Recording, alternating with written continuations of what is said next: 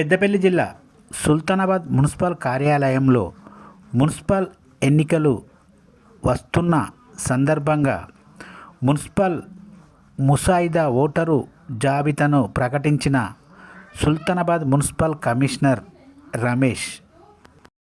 Municipal commissioner T Ramesh మీడియాతో మాట్లాడుతూ, ఇంతలో మున్సిపల్ ఎన్నికలు ఉన్నందున మున్సిపల్ ఓటరు లిస్టు ప్రచురణ కోసం ముసాయిదా ఓటర్ లిస్టును ప్రకటించడం జరిగింది.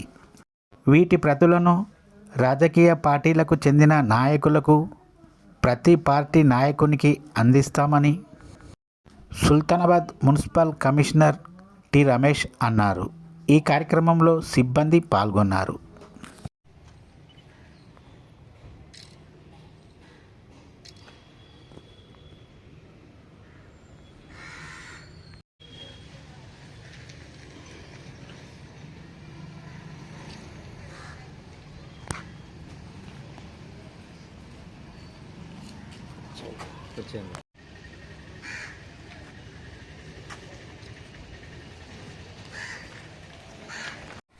కొన్ని వాస్తవంగా కొద్దిగా ఎన్నికల కమిషన్ టైం ఇవ్వడం ఉండేది సార్. అంటే మనకు ఈ డబుల్ వచ్చి తీసేయడానికి ఆదేశాల మేరకి నిన్న నుంచి ఇవాళ ఏం చేస్తున్నాం అంటే ఓటర్ జాబితా అనేది వార్డు వైజ్గా మనం పబ్లికేషన్ చేసడం జరుగుతుంది. ఇవాళ ఏమైనా అభ్యంతరాలు ఉంటే ఇవాళ నుంచి 5 తారీఖు వరకు అనేది అభ్యంతరాలు స్వీకరిస్తాము.